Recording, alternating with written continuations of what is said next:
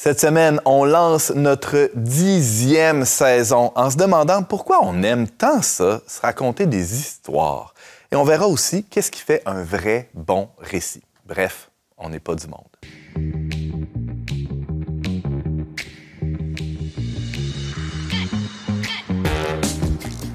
Bonjour à tous et bienvenue à votre magazine Foi et Culture. Ici Antoine Malenfant, votre animateur pour cet épisode consacré au thème des récits, du récit, au singulier, au pluriel. On va voir les deux aujourd'hui.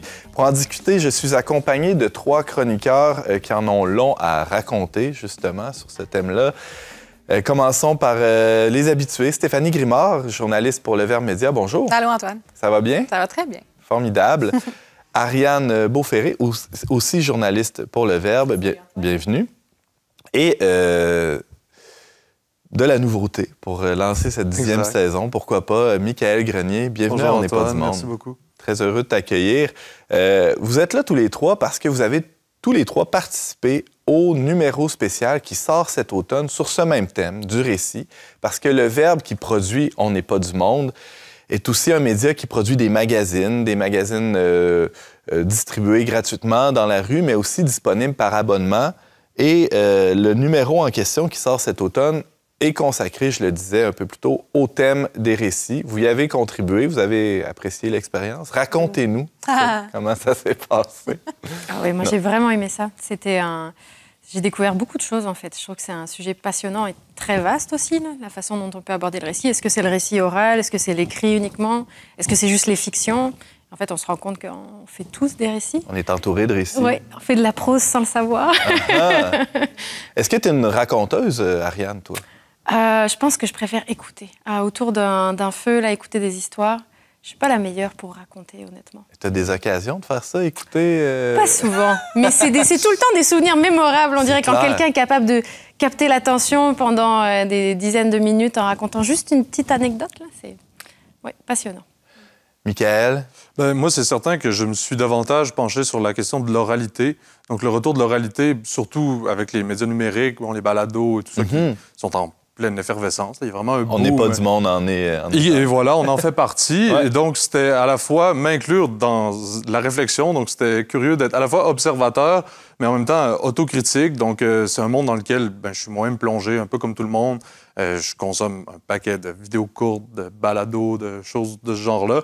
Donc, de prendre un pas de recul, ça a été une expérience qui, déjà, pour moi-même, a été agréable.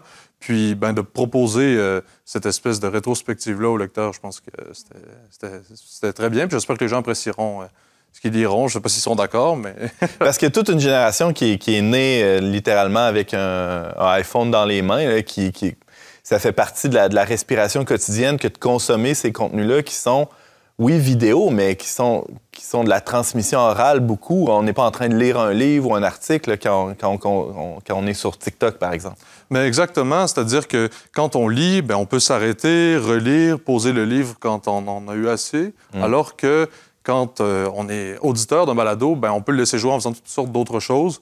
Donc, on est à la fois moins actif, moins engagé, je trouve, dans ce qu'on consomme, mais il y a aussi la question de l'écoute, parce que c'est une discussion entre plusieurs personnes, mais à laquelle on ne prend pas part. Donc, on dirige pas ce qu'on écoute, puis je trouve que c'est facile de gober sans nécessairement s'arrêter justement pour laisser descendre. Puis spécialement dans tout ce qui est le contenu spirituel, religieux, je pense que c'est facile d'en hyper-consommer. C'est même une trappe dans laquelle je suis tombé moi-même. Puis de finalement devenir complètement perdu. Puis je pense que du spirituel, on glisse vers l'idéologique assez facilement. Là. Clairement.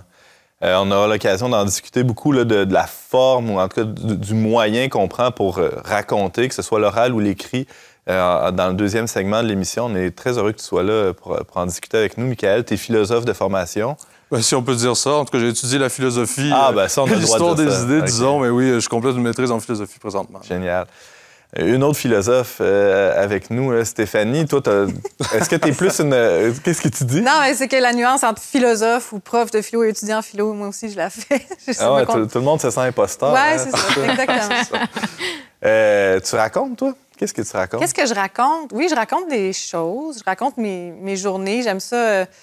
Je suis très ouverte sur comment je me sens. Ça fait partie de quelque chose dont j'ai besoin de parler à des proches, souvent, mais ça m'aide à faire le point sur moi-même, sur ce que je veux. Parce que quand on ressent quelque chose, tant qu'on ne l'a pas nommé, puis tant qu'on ne l'a pas structuré aussi, ça reste flou. Puis ça, c'est un besoin que j'ai. Puis écrire aussi le soir, mettre de l'ordre dans mes idées, ça fait partie de ma vie, ouais. Tu touches tellement de points là, dans juste les 2 dernières phrases que tu as dites. Là, je vois c'est une bonne Ariane introduction. Mettre de l'ordre dans le chaos, on préfère l'émission au complet là-dessus. D'ailleurs, on va commencer avec ça, mais juste avant, tu as dit j'aime ça raconter ma journée. Et là, je pensais, hier, je suis rentré du bureau, puis là, évidemment, avec mon épouse, on se pose la question comment a été ta journée? Et là, ce qui était le chaos, la journée de ma femme à la maison avec plein d'enfants, ce qui était le chaos, ma journée au bureau en pleine rentrée, très effervescent aussi, s'est structuré puis est devenu quelque chose d'ordonné où il y a eu un choix, une sélection d'événements parce qu'on ne s'est pas mis à raconter dans le détail toute notre journée, évidemment. Ouais.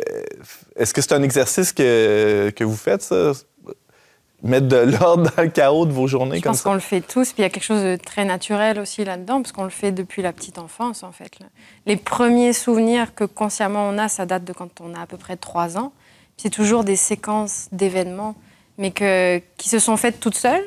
Donc c'est pas nous qui choisissons nos souvenirs, mais aussi c'est à force de les visiter, puis d'aller les revoir, ces souvenirs-là, que ça permet de structurer notre vie au complet, puis de mieux la comprendre. Donc, il y a quelque chose de très naturel. Là, On fait tous ça. On fait tous ça, dans l'espèce humaine. Et donc, il y a le philosophe Paul Ricoeur qui disait même que c'était une caractéristique de l'espèce humaine. C'est ce qui faisait qu'on était des êtres humains parce qu'on avait accès au temps et qu'on était capable de structurer, finalement, les événements. Et on ne fait pas juste communiquer des informations. Hein. Il y a un autre philosophe sur lequel on va revenir certainement aujourd'hui, qui est Byung-Chul Han, un philosophe sud-coréen qui dit... Qui vit en Allemagne. Qui vit en Allemagne aujourd'hui. Il dit « Nous ne racontons plus d'histoires, nous communiquons en revanche à l'excès. » Donc, les animaux font ça, communiquer des informations. Le chant des oiseaux. Le chant des oiseaux, par exemple. Les baleines communiquent très bien, semble-t-il. J'imiterai pas la baleine, faites-vous-en pas. Mais l'être humain a cette particularité où sa parole n'est pas que communication, elle est bien souvent récit. Mais oui, parce qu'elle est productrice de sens. C'est ça. Donc, c'est ça qu'on communique aussi, qu'on transmet, qu'on raconte, c'est qu'on produit quelque chose qui est sensé parce qu'il y a des liens. Donc, je ne sais pas si cette dimension-là est présente dans la communication animale. C'est sûr que si on pouvait comprendre les animaux ou leur parler en dehors de leur donner quelques ordres qui s'apprennent par des réflexes un peu pavloviens, comme les chiens assis debout, ils reconnaissent les sons, ils font des choses. Ce serait intéressant de savoir s'ils se racontent des choses qui sortent du temps présent. Mais l'intuition, du moins quand on les observe, c'est que les oiseaux, les baleines, peu importe les animaux, ils se communiquent des choses sur un prédateur qui est très présent, par exemple, mais pas sur des éléments du passé ou encore de l'avenir, qui est vraiment, semble-t-il, le propre de l'être humain. Puis dès qu'on se présente à quelqu'un, tantôt on se serrait la main avant de commencer, on décide d'une certaine manière, on se raconte en une phrase. Je peux dire ce que je fais, par exemple, je suis philosophe ou étudiant en philo, déjà, je raconte quelque chose de moi, de la perception que j'ai de moi et de mon travail, par exemple. C'est même un truc qui m'a frappé quand je suis arrivé en ville. Moi, je viens de la Beauce, puis ça me prend toujours 3 phrases à peu près pour le plugger, justement, donc je me raconte comme ça. Mais quand je suis arrivé à Québec, j'arrêtais d'être « Salut mon petit boulette, salut mon petit grenier ». Tu sais, si j'étais à Saint-Benjamin, j'étais un petit boulette. Si j'étais à Beauceville, j'étais un petit grenier. Bon, les gens me reconnaissent en fonction de ton père, ta mère, fils de... Alors que, en ville, on est comme extrait, disons, de ce phénomène villageois où il y a un organigramme très clair de t'es le petit cousin d'un tel, puis le frère de l'autre. Donc, il faut comme se raconter d'une certaine manière, puis souvent, c'est mon travail, mes études ou d'autres éléments que je décide d'intégrer à ma personnalité, mais en même temps, tout ce que je décide de taire, comme dans un CV, on va jamais mettre la job où on est resté 2 semaines, par exemple. Donc, ça aussi, on se raconte tu mets le doigt par sur un point, c'est que comme on sélectionne des faits, des informations, des événements, il y en a aussi qu'on tait consciemment et inconsciemment aussi. Et il y en a, c'est parce qu'on s'en rappelle pas, mais il y en a d'autres, c'est aussi parce qu'on choisit de pas les mettre dans notre histoire. Exactement. Oui, vas-y. C'est ça, on voit ça aussi dans l'histoire nationale ou dans l'histoire... on parlait de raconter des histoires, mais l'histoire elle-même, comme champ d'études, là, il y a ça aussi. Pourquoi on va parler de telle bataille? Pourquoi on va parler de tel traité, tel événement? Qu'est-ce qu'on choisit de dire? On va pas dire qu'est-ce que Napoléon a mangé. Pourtant, c'est arrivé, mais on choisit d'omettre ça parce que c'est pas ça qui construit notre histoire. Et il y a toutes sortes de biais, que ce soit dans l'historiographie d'une nation ou dans un récit plus personnel. On va des fois choisir, pour bien faire paraître, il y a l'histoire qui est souvent écrite par les gagnants de l'histoire, bien évidemment. Et des fois, on fait ça avec chacune de nos vies aussi. Évidemment, je ne vais pas vous raconter tous mes côtés plus sombres ou moins glorieux. Qu'est-ce qu'on choisit de dire qui constitue notre identité? Tu sais, bon, tel voyage, t'es marquant pour moi. Le fait que ma mère vient d'Allemagne, des éléments qu'on va dire, qu'on va mettre de l'avant parce qu'on a l'impression que ça a constitué un peu qui on est.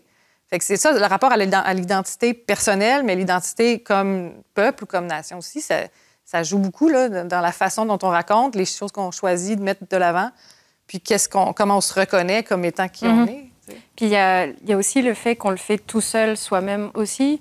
Ça peut même devenir un trouble dans le sens qu'on peut ressasser des événements, ressasser des idées, se répéter des choses. Et en fait, c'est peut-être des perceptions qui sont erronées, qu'on n'a pas confrontées aux autres. C'est à partir du moment où il y a une part de subjectivité, les autres ont le droit de s'interroger sur qu'est-ce qui est vrai, qu'est-ce qui est réel ou pas. Et si on n'a pas donc, ce récit qui est finalement divulgué aux autres, qui est partagé, on peut aussi tomber dans des perceptions renforcées. Prenons l'exemple de la journée que j'ai passée où je me suis... j'ai eu une discussion, disons, musclée avec un collègue. Et là, je ressasse ça, puis ma colère monte. Et tant que ça reste à l'intérieur, je peux me raconter ce récit-là plusieurs fois. Pendant des semaines, même si tu voulais. Et ça alimente évidemment une relation un peu compliquée avec ce collègue-là, sans même que j'aie ouvert la bouche. Par contre, si je raconte cet événement-là à mon épouse le soir, peut-être que le simple fait d'avoir extériorisé cette histoire-là, ce récit-là, elle va pouvoir, comme tu le dis, Ariane, me confronter en disant... Elle a comme un droit de regard sur ce que tu dis. Exact. Je l'expose à la critique, finalement, ce récit, et elle va peut-être me dire, peut-être que tu t'es emporté pour rien, ou peut-être que ça, c'est exagéré. Donc, il y a une grande part de vulnérabilité aussi dans le fait de se raconter. Ouais. Clairement. Michaël? Il y a, je trouve, une question qui est intimement liée à celle du récit, qui est celle de la croyance, en fait. Parce que ce qu'on se raconte à soi, justement, notre narratif intérieur devient ce qu'on croit. Puis, il y a une chose avec la croyance, c'est certainement, on croit que c'est la réalité, comme Stéphanie le disait. Donc, on peut savoir que Napoléon a mangé du riz au lait pour déjeuner en 1834, mais c'est arrivé ou c'est pas arrivé, dépendamment qu'on le raconte ou pas. Je veux dire, ça change pas la réalité telle qu'elle est, mais il y a tellement d'éléments de la réalité qui nous échappent, y compris de la nôtre, que finalement, la réalité, pour nous, c'est ce qu'on croit qu'elle est. Et c'est pour ça que ce qu'on se raconte, ça devient un peu notre vérité. Puis notre vérité, nos croyances, c'est finalement quelque chose qui va avoir beaucoup d'impact sur toute notre vie, y compris nos relations. Si on croit qu'on est un bon candidat, on peut vendre ça à un employeur et éventuellement être engagé, par exemple. Alors que si on croit le contraire, on peut être pourtant très qualifié et ne pas l'être. Donc, c'est un exemple banal peut-être, mais je pense que nos croyances impactent beaucoup tout ce qu'on fait, ce qu'on dit au quotidien. Parce que je reviens sur ce que vous disiez, là, il y a quelque chose qu'on appelle la thérapie narrative. C'est un peu ce qu'on fait en psychanalyse, mais le nom, là, thérapie narrative, c'est arrivé récemment. Puis là, c'est vraiment de dire, OK, tu vas raconter ton histoire à un thérapeute, mais comme un récit. Fais-le comme une histoire que tu raconterais. Puis là, ça permet de prendre un recul, ça permet de... Il y en a qui disent même ça permet que, éventuellement, le but, c'est que tu deviennes auteur de ton propre récit. Tu te rends compte du pouvoir que tu as sur la perception de ce qui t'est arrivé. Fait que c'est vraiment un exercice qui peut être libérateur, là. C'est intéressant, et on a parlé il y a quelques instants avec l'histoire de Michaël, l'arrivée dans un milieu anonyme où chacun est un individu, un atome un peu libre. Évidemment, cette thérapie-là peut aider à se reconstruire, mais il y a aussi le pendant plus négatif où chacun se construit sa propre histoire ou est un peu arraché à ce temps long. Par exemple, tu es en Beauce, Michaël, tu es inscrit dans une histoire que tu n'as pas choisie. Tu peux pas t'en extraire. Tout le monde le sait que tu es le fils de M. Grenier, et le petit-fils de M. Grenier, etc. Ouais. Tu ne choisis pas ton histoire, mais ça a du sens ou ça porte un certain sens parce que tu es dans un temps long, que tu le veuilles ou non. Tu arrives en ville, tu es dans un présent que tu construis au fur et à mesure et tu peux choisir de t'inscrire dans une histoire qui a un certain sens, mais peut-être qu'il y a le risque aussi de rétrécir ce récit-là ou ce temps-là, de le réduire en quelque sorte? Voyez-vous où je veux en venir? Ben oui, parce que c'est un problème, puis encore là, pour l'histoire nationale aussi. Ah ouais? Ben, qu'est-ce que la manière dont tu te racontes va... Ce que je veux dire, c'est que par exemple, si tu te racontes une histoire avec un manque de nuances ou une certaine interprétation que tu as faite d'un événement qui est peut-être pas... Tu sais, qui erre un peu, qui n'est pas tout à fait collé à la réalité ou à la vérité, bien, ça peut créer des problèmes autant, comme je dis, au niveau individuel qu'au niveau collectif. Ah ouais, on le voit avec la propagande, par exemple, dans un extrême. Absolument. On a eu des exemples de ça dans le 20e siècle. Il y a aussi le fait que dans ces récits qu'on peut se construire de façon individuelle, mais on cherche beaucoup à tout expliquer, savoir d'où vient, on veut comprendre nos traumas, on veut veut comprendre... justifier des fois. fois. Se justifier, savoir d'où on vient, pour savoir que je fais partie de telle communauté pour telle raison, puis que j'ai pas de syndrome de l'imposteur pour telle autre raison. Alors que quand on s'inscrit dans une histoire qui est plus longue et où on reconnaît qu'on l'a pas choisie, et qu'il y a des choses mystérieuses aussi. Ça, c'était dans le numéro spécial, on a eu la chance d'avoir en entrevue Rémi Brague, et lui nous disait que les bons récits, il y a toujours une part énigmatique, mystérieuse, qui nous interpelle. Puis il racontait notamment qu'il avait lu un livre de première à dernière page, puis qu'il avait eu le sentiment de s'être fait flouer parce qu'il ne comprenait pas finalement la fin, puis il ne comprenait pas l'histoire, mais il était content de l'avoir lu pareil. Donc il y a quelque chose qui nous interpelle, puis je pense qu'il y a des choses, on les comprend aussi dans le temps, encore une fois. Donc on ne peut pas tout expliquer tout de suite et se rattacher à tout de suite dans le présent. Ça illustre bien cette distinction que Byung-Chul Han fait entre communication et récit, où une communication, c'est clair, c'est l'information instantanée, c'est limpide. L'actualité, tout de suite. On vous explique tout et vous comprenez tout comme si on appuyait sur un bouton. Le récit, pensons au bon récit qu'on connaît, Le Seigneur des Anneaux, par exemple. Où il y a une part vraiment mystérieuse, où il y a une part qu'on ne peut pas tout saisir. Il y a une intrigue, il y a une mise, je sais pas, d'un suspense. Ça aussi, ça fait partie de la force d'un récit. C'est quand ça va être captivant, c'est quand on va être interpellé, on va vouloir en savoir plus.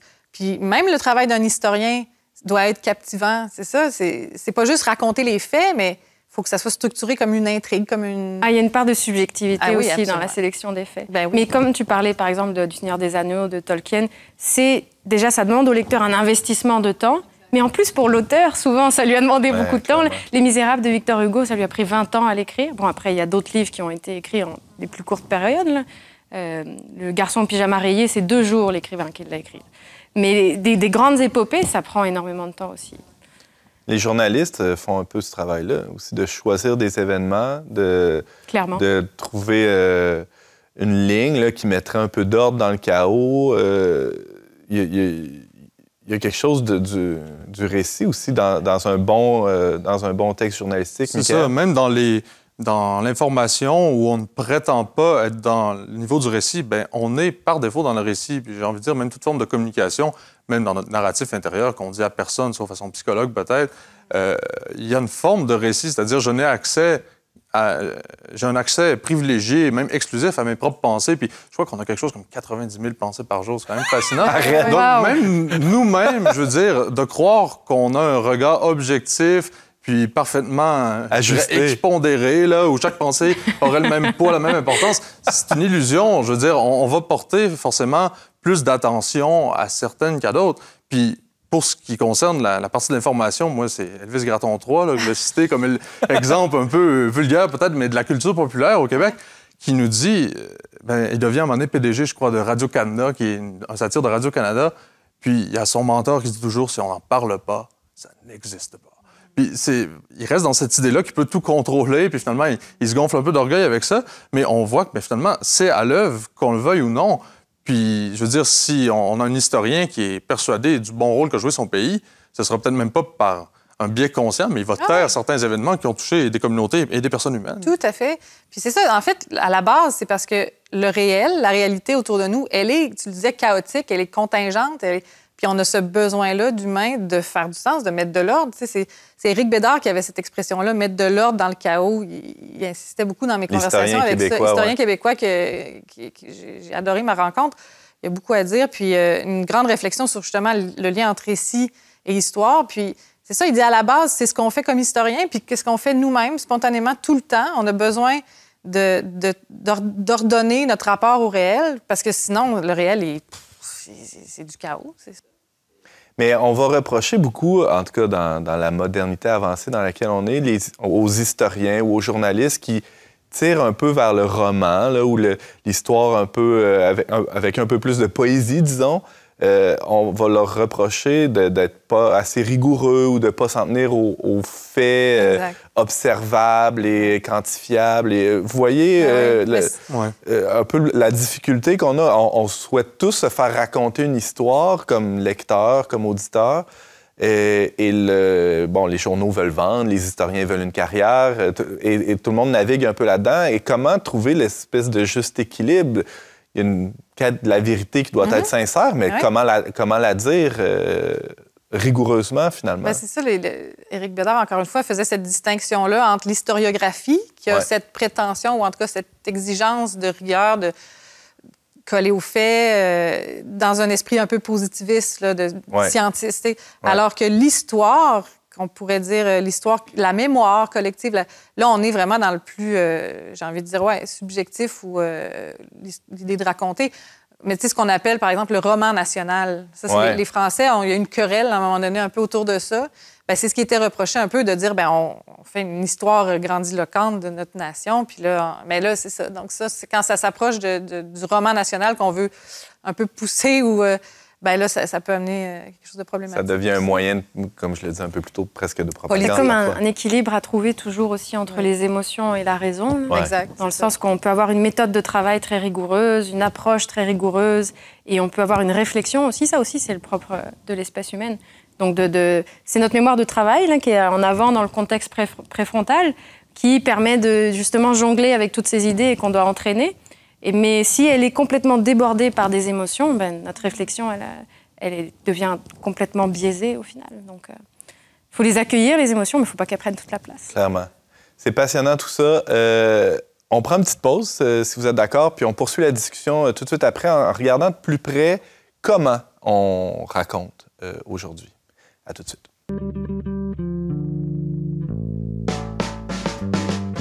On n'est pas du monde est une émission produite par l'équipe du magazine Le Verbe. Pour vous abonner gratuitement et recevoir 8 numéros par année, visitez leverbe.com/abonnement. De retour à On n'est pas du monde, je suis toujours en compagnie d'Ariane Beauferré, Michaël Grenier et Stéphanie Grimard, chroniqueurs pour Le Verbe et journalistes dans le cas de Mesdames. On parle depuis le début du récit, pourquoi on se raconte des histoires comme être humain, quelle place ça prend dans nos vies, les histoires dans nos vies individuelles, collectives. Parlons du moyen. Je sais que, Michaël, tu as signé un texte dans le numéro spécial qui sort cet automne sur le thème du récit, justement. C'est quoi l'itinéraire, disons, qu'a fait l'humanité en termes de moyens de se raconter? Bien, c'est très intéressant de poser la question parce que, aujourd'hui, on perçoit, c'est sûr, le numérique, et à juste titre, comme révolutionnaire, dans le sens qui nous permet... déjà, le téléphone, c'était une grande révolution de pouvoir entendre la voix de quelqu'un qui se trouve au bout du monde. Mais la caméra, puis surtout l'avènement du téléphone intelligent qui permet la diffusion, justement, du contenu numérisé à très grande échelle, partout dans le monde, ce sont des choses qui, bien sûr, nous ramènent à un mode qui semble plus naturel, qui est l'oral. Sauf que, contrairement au cas du téléphone, avec la vidéo, avec le balado, on fige quelque chose et on l'extrait du temps d'une certaine manière, qui fait qu'on peut l'écouter partout et surtout qu'on n'est pas en interaction avec la personne qui s'adresse à nous. C'est unidirectionnel. C'est ça. Puis, comme dirait mon grand-père, remplissez-moi ces cruches, qui est l'exemple parfait de la mauvaise pédagogie. C'est-à-dire, on parle, puis il y a juste quelqu'un qui est là à recevoir, mais qui n'est pas acteur de ce qu'il apprend. Et pourtant, l'avènement du web qu'on appelait 2.0, là, il y a de cela déjà 15-20 ans, c'est pas plus, promettait une interaction. Par exemple, sous une vidéo YouTube, l'auditeur, le spectateur peut émettre des commentaires, mais ce que j'entends, c'est que c'est un peu de la poudre aux yeux, tout ça. Ça reste de la communication unidirectionnelle. C'est-à-dire que d'une part, maintenant, on va beaucoup censurer les commentaires parce que les gens publiaient des trucs carrément dingues, là, ou violents. Je vois pas de quoi tu parles. Donc voilà, je pense qu'on est tous, à divers degrés, témoins ou même peut-être acteurs de ce phénomène parce que quand on met une distance entre la personne à qui on s'adresse et nous-mêmes, forcément, c'est comme facile d'en oublier l'humanité et de dire n'importe quoi. Et donc, plusieurs... Chosifier l'autre, là. Ouais, carrément. Puis, il y a des chaînes comme Radio Cannes qui, maintenant, ne nous autorisent plus les commentaires en en tout cas dans certains contenus. Ouais. Puis de toute façon, comme je disais, le balado, on peut l'écouter où on se trouve. Donc si j'écoute On n'est pas du monde en prenant ma douche, même si je suis pas d'accord avec Antoine Malenfant, je vais pas sortir me sécher les mains pour l'écrire. Donc j'ai le temps. Faudrait vraiment être pas d'accord pour faire ça. C'est ça. Donc ça, c'est un premier problème, je pense. Puis l'autre, c'est comme je disais, c'est qu'on n'est pas impliqué. Puis on le disait tantôt, moi, je fais de la philo. Socrate a décidé de rien écrire. Puis tout ce qu'on sait de lui, c'est grâce à ses disciples, notamment Platon, qui a rapporté une vie de Socrate. Mais est-ce que c'est vrai? Aujourd'hui, maintenant, dans les études, on dit le Socrate de Platon, justement parce qu'il y a un Socrate de Xénophane qui n'est pas du tout comme le Socrate de Platon. Ah ouais. Et en fait, on ne sait pas vraiment c'est qui le vrai Socrate. Et tout ce qu'on sait, en tout cas, c'est que lui, il n'aurait pas été d'accord avec ses disciples qui ont couché sur papier sa pensée, justement parce que la pensée, on le disait en première partie d'émission, c'est 90 000 pensées par jour quand même. C'est beaucoup de contenu. C'est du stock. C'est mobile, quoi. On ne Ouais, peut pas la figer comme ça, en tout cas pas pour Socrate. Ni Jésus ni Bouddha n'ont écrit. Aussi. C'est vrai. Des grands maîtres, pourtant, dont la pensée continue à nourrir la réflexion même contemporaine. C'est assez fascinant de remarquer ça. Ouais. Fait que ça aurait été mieux que les évangélistes n'écrivent pas le récit de la vie du Christ. Je pense pas que c'est ça qu'elle voulait dire. Si je pousse à l'extrême, si je déforme vos propos et je les fige dans cette capsule qui va tourner en boucle sur Internet pour toujours. Non, mais je sais pas. Non, le médium, ensuite, justement, est à son utilité. Oui, de notre rapport à ce qui s'est passé. Mais dans le rapport pour Jésus aussi, c'est quelque chose dont disait Rémi Brague aussi dans son entrevue dans le numéro spécial, c'est que même si les évangiles, c'est pas très poétique, la qualité de la langue est pas forcément extraordinaire, là on parle d'une langue de pêcheurs, parce que les 12 apôtres, c'était pas des grands érudits, là, à part Saint Paul après. Mais ça a eu un impact énorme. Donc c'est vraiment la transmission du message aussi. Donc parfois, même si la qualité de ce qui est retransmis, c'est une vidéo qui est peut-être pas géniale, la qualité du son est peut-être pas géniale, mais la qualité de ce qui est transmis, le sens qui est transmis et qui nous interpelle. Il y a des vidéos qui sont virales, mais dont la forme est plutôt moyenne. C'est ça. Et à l'inverse, on peut aussi avoir des vidéos magnifiques, mais qui sont vides de contenu. Clairement. Quant aux évangiles, il faut peut-être se rappeler aussi que la première Église naissante juste après la mort et la résurrection de Jésus n'avait pas les évangiles écrits. C'est pas les premiers textes du Nouveau Testament. Les Actes des Apôtres vont apparaître bien avant. Puis ça va prendre au moins un siècle avant que tous les évangiles soient couchés sur papier, voire 2. Donc, Ils sont transmis oralement. Donc, c'est oralement. Puis c'est assez intéressant parce que Jésus, il nous dit « Je suis le chemin, la vérité et la vie ». Donc, je suis la vie. Et il dit ça d'une part. Puis Saint Jean nous dit que le Verbe de Dieu, ou le Logos en grec, était dès le commencement. Donc, il parle de Jésus, il l'appelle Verbe. Et ça, c'est intéressant parce que c'est un verbe qui est vie.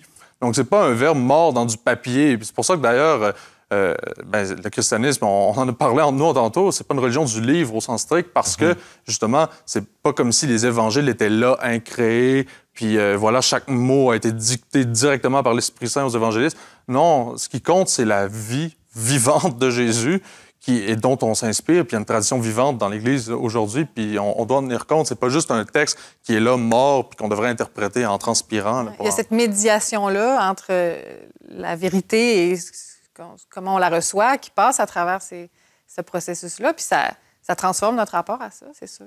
Revenons à Socrate, c'est un exemple intéressant. On a l'impression aujourd'hui que si c'est pas écrit, c'est pas fiable ou c'est pas vrai. Si on compare avec l'oralité, la transmission orale, ça m'arrive, moi, souvent aussi de dire « OK, écris-moi un courriel avec ce que tu viens me dire. Là, on va avoir des traces. » On peut même aller plus loin dans ta pensée. Aujourd'hui, un bon scientifique, il faut qu'il ait publié dans une bonne revue. Ah ouais. Sinon, ce qu'il fait au jour le jour, ce qu'il a découvert, ça n'a pas de valeur, en fait. Tant que ça n'a pas été révisé par d'autres, il y a encore cette idée que on transmet quelque chose qui doit être vérifié par d'autres personnes, ce qui est une bonne chose. Ouais. Mais il faut que ça soit écrit. Il faut que ça soit communiqué, écrit quelque part. Mais c'est une hégémonie, c'est une toute-puissance de l'écrit. Oui, effectivement. On prend un pas de recul, c'est comme si, justement, et ça, si c'est on pas peut écrit, aller ça même vaut rien. plus loin parce que finalement, on va chercher à comprendre le sens de notre existence, l'origine de la vie, notre origine à nous par l'écrit, par la science, par la méthode, en laissant de côté tous les mythes fondateurs et tout ce qui était avant le vecteur de la transmission du sens. Est-ce que le mystère se communique mieux par l'oralité que par l'écrit? Je pose une question un peu fofolle. Moi, j'ai ma petite idée là-dessus. Ah ouais? Vas-y. Mais c'est que je pense qu'il faut vraiment distinguer entre deux types d'oralité. D'une part, qui est l'oralité écrite, justement, le vidéo, qui finalement a un script que je déblatère devant la caméra, et c'est de l'oralité, pour la simple et bonne raison. Mais c'est pas différent de si je vous lis un livre à voix haute ou si je déclame un poème, par exemple. C'est un texte écrit. Le texte oral, au sens littéral, à mon sens, c'est un texte vivant. Donc, oui, il est plus percutant parce qu'il est vécu, justement. Puis moi, je travaille dans une église où on reçoit fréquemment des pèlerins. Puis bon, je vais le dire, c'est au monastère des Augustines à Québec. Ouais. Donc, il y a souvent des yogis là, qui sont en retraite de yoga qui viennent puis qui, finalement, cherchent quelque chose dans leur vie, cherchent du sens, voilà, sont très ouverts à la spiritualité. Mais c'est la poignée de main, c'est le regard, c'est l'accolade, c'est l'échange, l'accueil humain qu'on offre à ces gens-là qui les touche. Que je leur dise que Jésus-Christ est mort et ressuscité, très cool.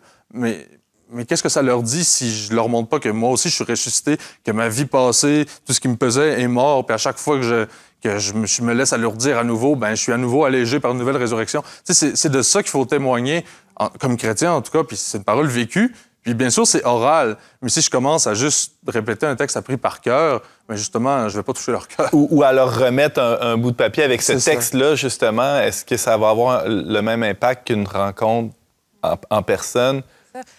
Peu probable. Pour apprendre à connaître quelqu'un, tu sais, moi, j'ai une expérience de...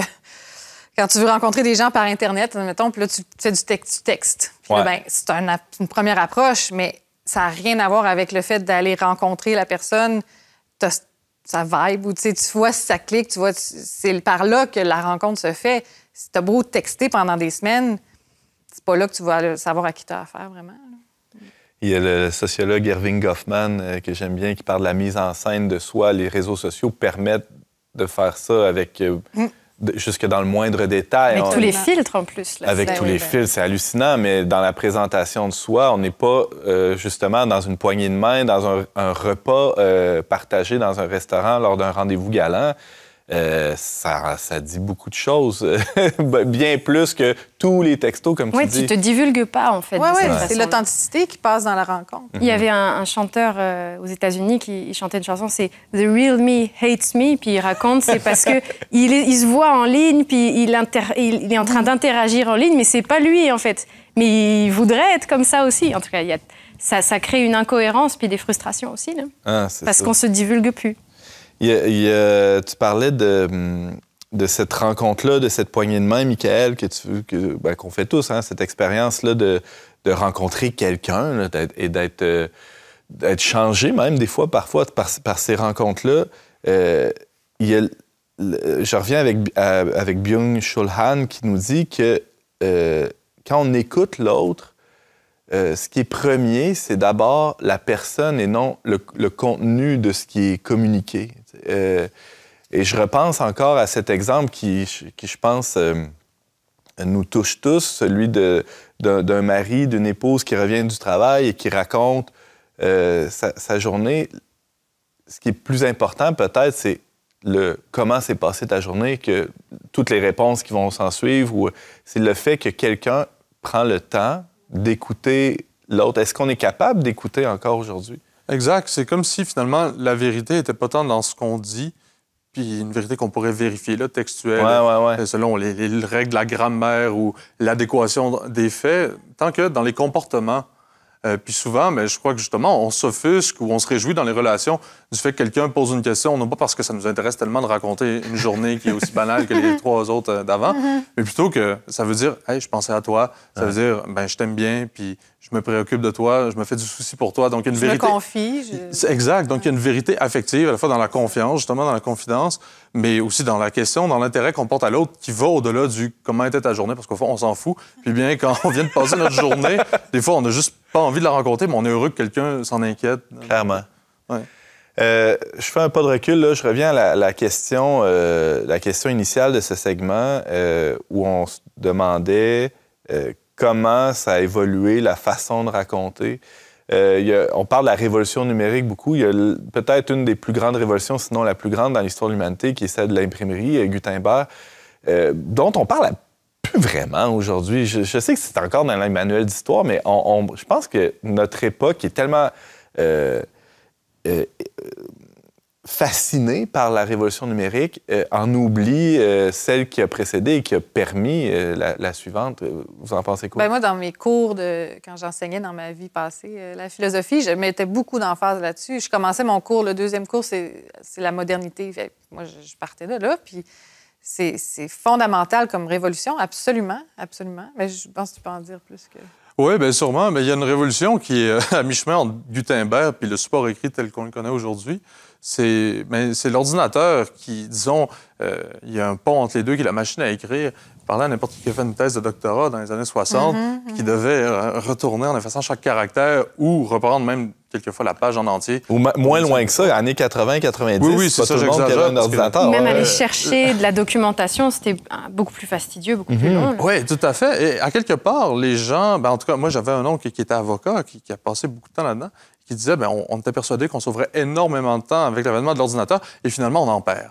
Parce que c'est tellement facile de ne pas réfléchir avant de se mettre à l'écriture, d'une mise en demeure, par exemple, que on commence, on efface, on coupe, on colle, on recommence, alors que, justement, quand on n'a pas le luxe de se reprendre tellement facilement, on doit méditer, on doit digérer avant. Donc, oui, il y a un travail de réflexion préalable. Puis je pense qu'aujourd'hui, peut-être on le néglige un peu, on veut tout de suite se mettre au travail, alors que, des fois, avant de semer, il faut préparer la terre, il faut désherber, etc. Donc, il faut faire ça dans notre esprit, là aussi. Et même avant Gutenberg, donc en 1450, c'était les moines copistes qui recopiaient tout. Puis eux aussi devaient faire un effort extraordinaire de concentration parce que ils voulaient tellement pas perdre l'exactitude des mots que s'il y avait 1, 2, 3 fautes dans une page, ils devaient recommencer au complet. Donc, on a perdu, je pense, cet effort-là de rester sur une tâche pendant des heures concentrées. Là, on se disperse au final sur des milliers d'applications et de pensées diverses. Pour revenir à Gutenberg et la révolution de l'imprimerie, il y a le lien à faire avec la réforme protestante aussi, je pense.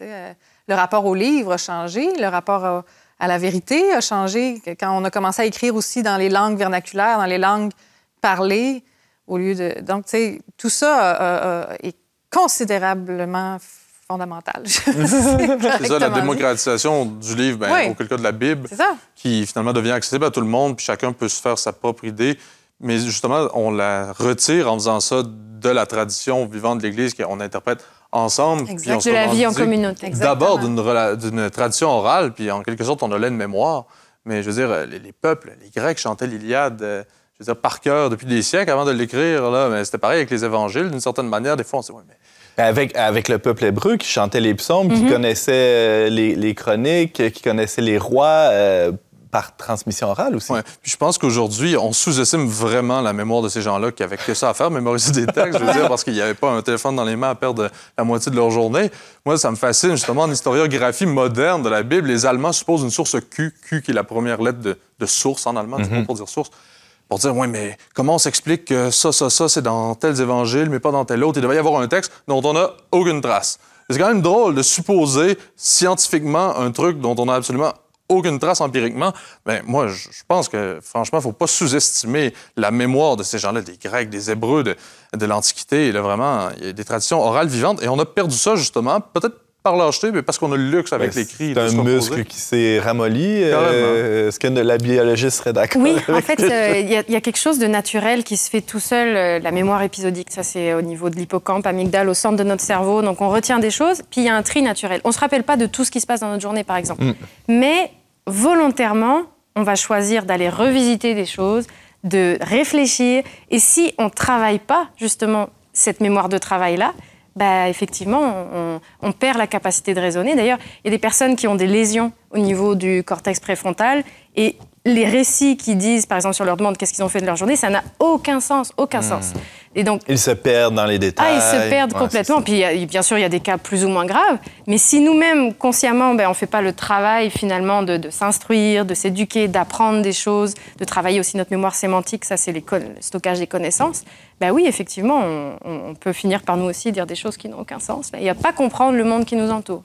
Puis c'est comme tu dis, la mémoire, l'exercer très jeune aussi, quand on fait apprendre des choses par cœur aux enfants. Il y en a qui peuvent penser que qu'on devrait pas, mais... C'est abrutissant, même. Moi, je travaillais avec des tout jeunes enfants là, qui, dès 3-4 ans, apprenaient des petites poésies. Ou des chansons. Des chansons, oui, absolument. Mais puis je pense que ça s'entretient. Justement, je pense à Fabrice Lucchini qui lit qui récite pendant des spectacles complets, des les œuvres complètes de... Alors, c'est incroyable. Donc oui, je suis certaine que ça se travaille. On est beaucoup plus capable qu'on le pense, en fait. Exactement. Mais encore une fois, ça demande du temps et de l'investissement. Voilà. Et aujourd'hui, on veut plus, on veut l'instantané, tout de suite.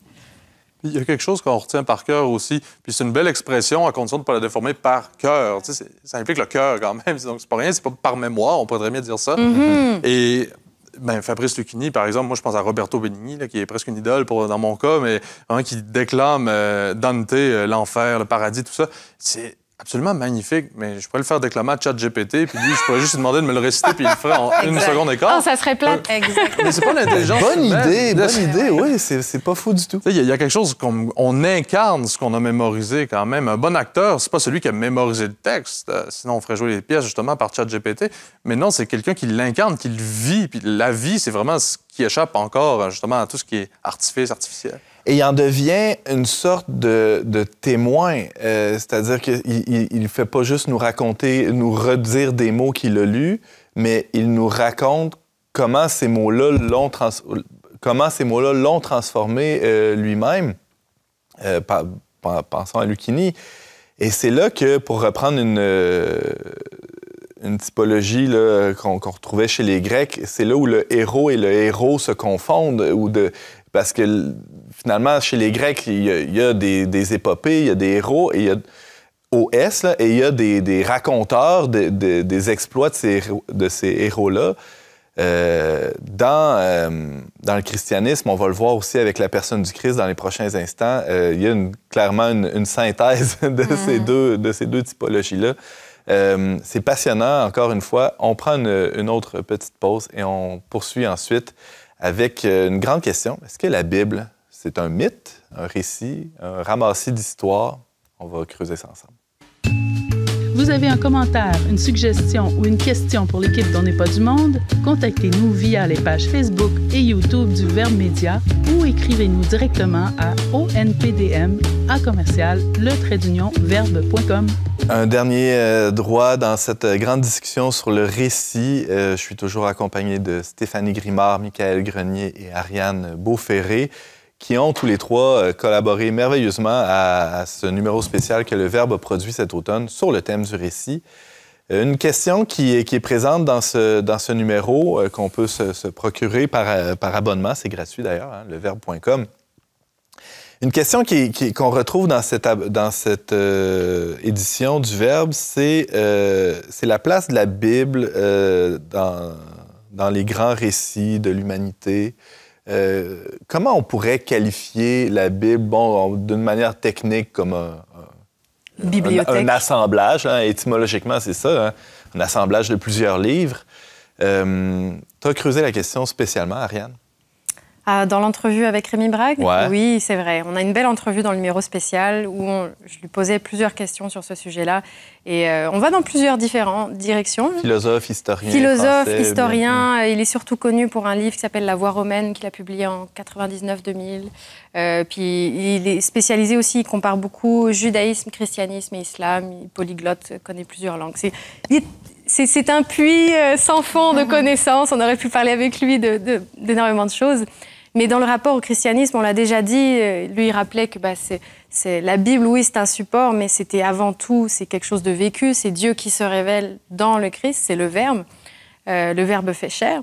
Et rappelle-moi ta question. Parce que je m'égare. Question très simple, c'est quoi la Bible? C'est quoi la Bible? Je ne lui ai pas posé cette question-là directement. OK. Mais on a abordé surtout des différences entre l'Ancien et le Nouveau Testament. Et dans l'Ancien, il disait, il ne faut pas lire ça comme un livre d'histoire. C'est des récits, c'est des choses qui ont été racontées et qui nous révèlent, par exemple, tu prenais l'exemple d'Abraham. Il ne faut pas le lire en se posant la question est-ce qu'Abraham a vraiment existé, mais plutôt qu'est-ce que la confiance d'Abraham vient dire aux croyants aujourd'hui. Et ça nous dit encore quelque chose, ça nous interpelle. Et il y a des mystères qui nous parlent et qui nous interpellent toujours encore et aujourd'hui. On entend souvent, en tout cas dans les milieux catholiques autour de moi, l'Ancien Testament, c'est des guerres, c'est des conflits. C'est comme comment un Dieu d'amour dans un livre qui devrait nous élever vers la vertu, etc. On retrouve des massacres épouvantables. Il disait, la Bible, ça parle de l'homme en premier, puis l'homme, malheureusement, on vit des violences encore aujourd'hui, donc ça se reflète là-dedans. Mais comme aussi, il y a de la poésie et bien d'autres choses. Mais il rappelait que le Christ, lui, il s'est livré, puis il a voulu mourir pour tout le monde, même ses ennemis, puis il invitait les apôtres à aimer leurs ennemis. C'était scandaleux aussi pour l'époque. Donc, il y a une nouveauté dans le Nouveau Testament qui est fabuleuse. Mais aussi une nouveauté dans l'Ancien, parce que, par exemple, il y a une autre chose qu'on reproche parfois à la Bible. On va dire, oh, mais regardez, le livre de la Genèse, ça reprend des mythes de la Mésopotamie, de Babylone, l'arbre de la connaissance, de vie. Dans d'autres traditions. On va retrouver ça ailleurs, l'espèce de confusion qu'il y a au début.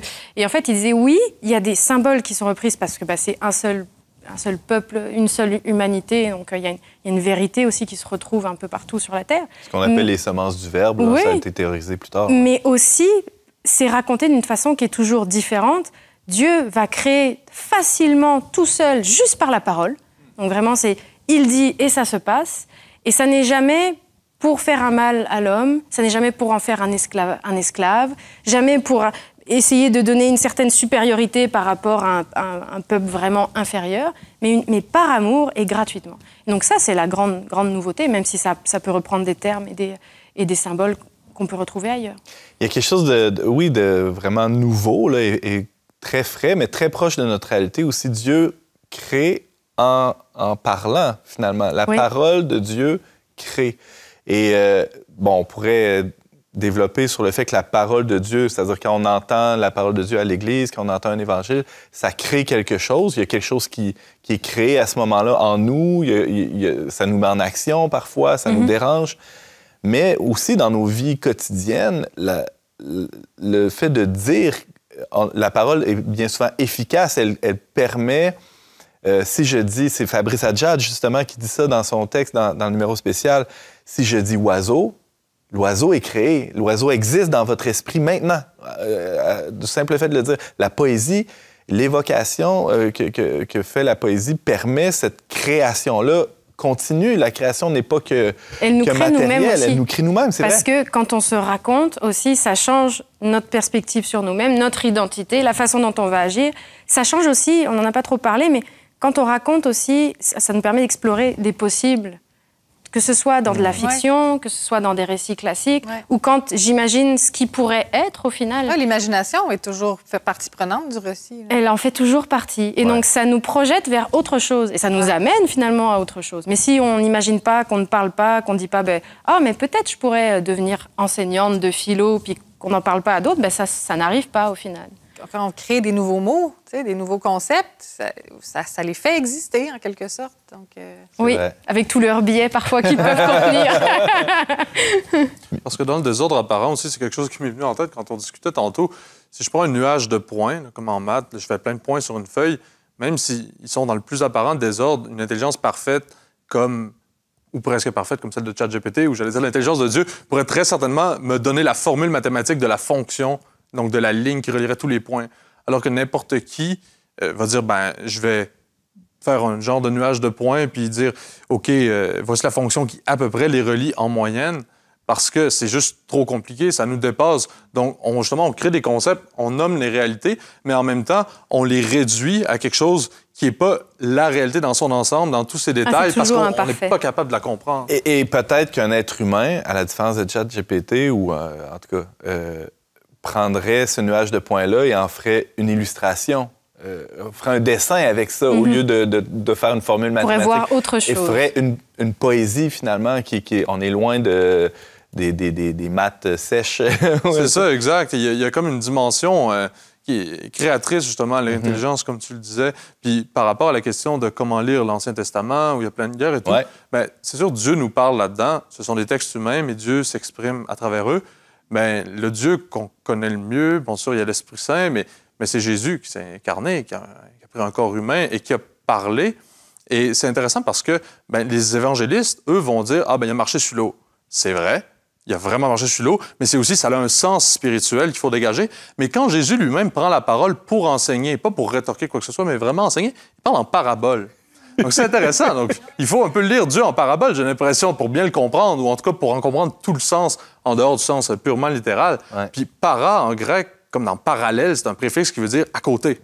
Littéralement. Donc, il faut le prendre un peu à côté de ce qu'il dit. S'il parle d'un grain de moutarde, il ne parle pas exactement d'un grain de moutarde, on s'entend, ou de sénévé, là. Je confonds deux trucs, mais... C'est-à-dire, il faut il n'est pas en train de nous donner une recette de cuisine, évidemment. Ça serait absurde. Non, c'est ça, exactement. Il y a quelque chose de mystérieux, toujours. Là.